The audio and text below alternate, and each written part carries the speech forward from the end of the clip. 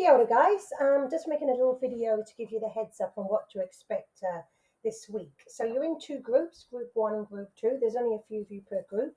And what we're going to be going through is your body mechanical principles and your body positioning, and going through ACC government guidelines.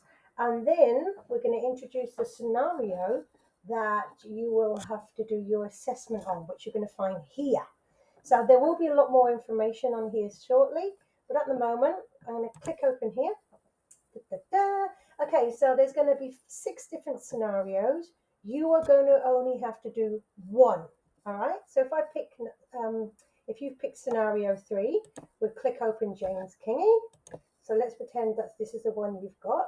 It gives you about his situation, his date of birth, who he is, this is ethnicity, what's going on, and the observations that you have to take. Okay.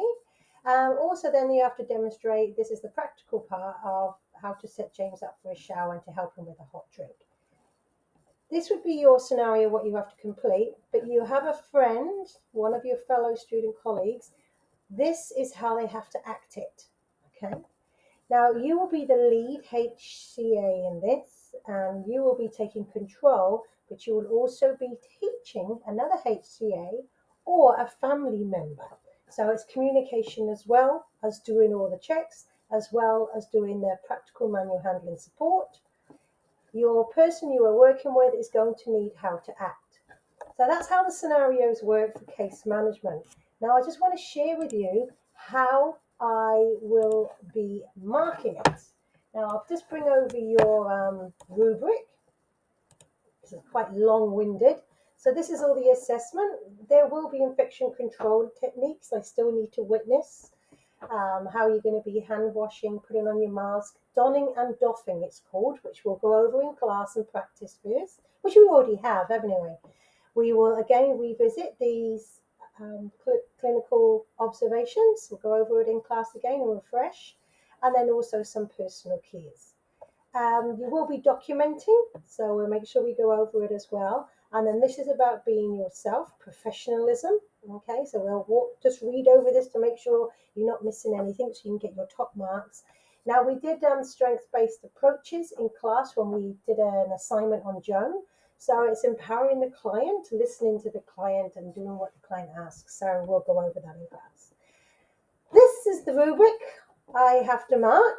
But what we've done is we've broken this down. So it's good for you to see this, but we've broken this down. Let me get it up. So I've got individual marking, lo and behold.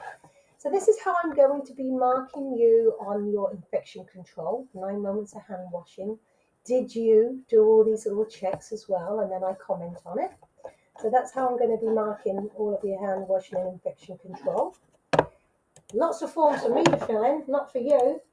Then I'm also going to be marking as a bit of a checklist here.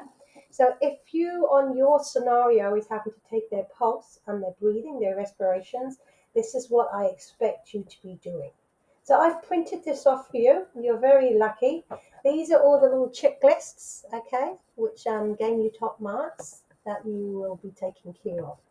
An oximeter. So it depends what's been asked for you on your scenario, depends on the routine observation you need to take. So what we're practicing tomorrow is all of the above, everything, helping each other out. I want to be very structured tomorrow because even though there's only a few of us, which is fantastic, we've got a lot to get through. So just to be clear, it's going to be clinical observations to do with whatever scenario you have. Let's get camera up. So there's a scenario. If you have this person here, scenario 2, you will have to take only their blood pressure, their pulse and respirations, and their temperature. You have to act as if it's a real life scenario where this person is, what you know about them. You will have to don on full PPE gear as if we're in a COVID-19 situation. So I'll be watching how you put them on without cross-contamination. I'll be looking how you respectfully wash his face and hands and put on clean clothing, or will you be empowering him to do it himself? So we'll be asking questions like that. Person with you has to act it out. I have a checklist of ticking, and then we have a conversation about it afterwards. So it's all practice tomorrow. So come in your active wear and covered in shoes as if you were going to work, hair tied back, nails nice and clean. And it'll be all practice tomorrow, ready for when we go to the hospital to actually do the proper scenario assessment.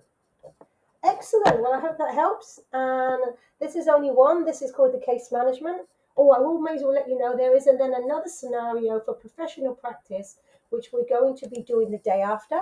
I will put it all up on Moodle. I haven't put these scenarios up on Moodle yet, but a similar thing. It's a lot to do with your body mechanics, safety checks of equipment, um, coaching tasks with the other HCA, clear instructions, responding to the client. Okay, so we're just assessing you on health and well-being more so, and that's to do with professional practice, not the case management one. But we'll go through it all. It's just so you know what to expect. Kia ora.